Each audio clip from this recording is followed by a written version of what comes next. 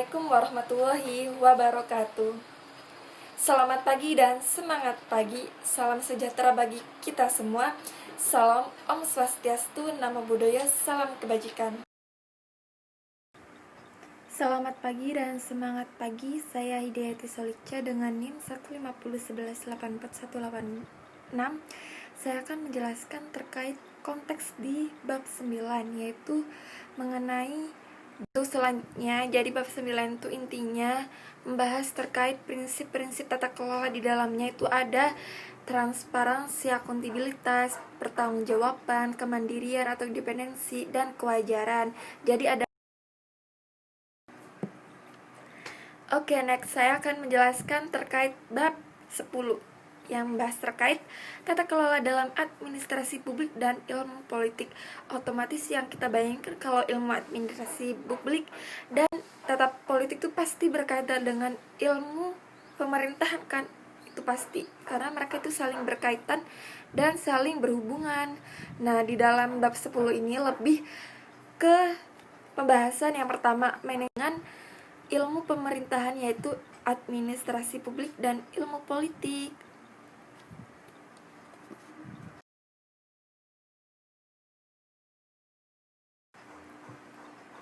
Oke, selanjutnya akan membahas di bab 11. Untuk kesimpulannya sendiri, di bab 11 ini berkaitan dengan kaitan antara tata kelola dan hubungan internasional. Bab 11 ini yang pertama, kekuasaan negara melalui pemerintahan global. Yang kedua, keadilan arsitektur tata kelola global. Yang ketiga, hegemoni neoliberalisme. Nah, untuk ketiga tersebut yang berkaitan penting di bab 11 ini. Mengapa harus mempelajari ini? Karena kan di dalam bab ini tuh berkaitan juga dengan studi hukum sosial, di mana itu dijelaskan bahwa sebuah tata kelola perusahaan itu harus memiliki hukum legal yang diakui oleh pemerintah dan telah ditetapkan di dalam undang-undang. Nah, hukum ini kan, hukum sosial ini juga berlaku tidak hanya di ruang lingkup aja, tetapi juga di perusahaan, karena agar terbentuk legalitas di dalamnya.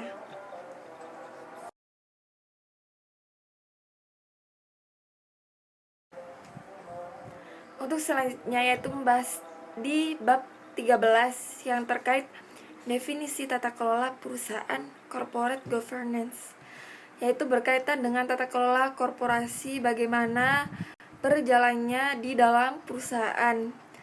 Nah, di dalam tata kelola korporasi ini itu berkaitan dengan beberapa hal, yaitu yang pertama, kekuasaan hukum, kekuasaan politik, perspektif sejarah, dan konvergensi. Dan tidak terlepas di dalam corporate governance ini di dalam penjelasan hukumnya, karena apa-apa itu pasti berkaitan dengan hukum juga, karena untuk mengatur di dalam legalitas di dalam sebuah perusahaan, terutama tata kelola. Terima kasih.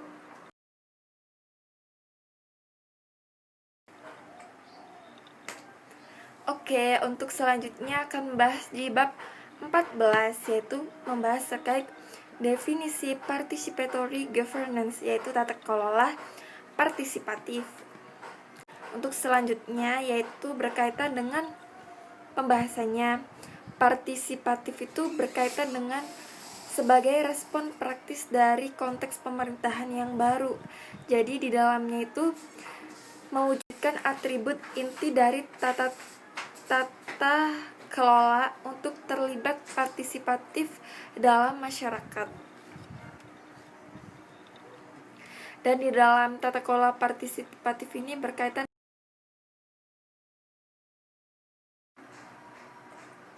Untuk selanjutnya saya akan menjelaskan di bab terakhir, yaitu bab 15, berkaitan dengan definisi tata kelola lingkungan, yaitu lingkungan hidup di tata kelola.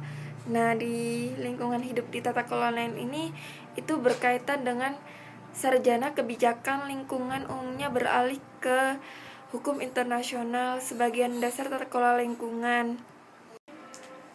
Cukup sekian presentasi atas kesimpulan dari bab 9 sampai dengan bab 15. Mohon maaf apabila ada tutur kata yang salah. Selebihnya, terima kasih banyak. Wassalamualaikum warahmatullahi wabarakatuh.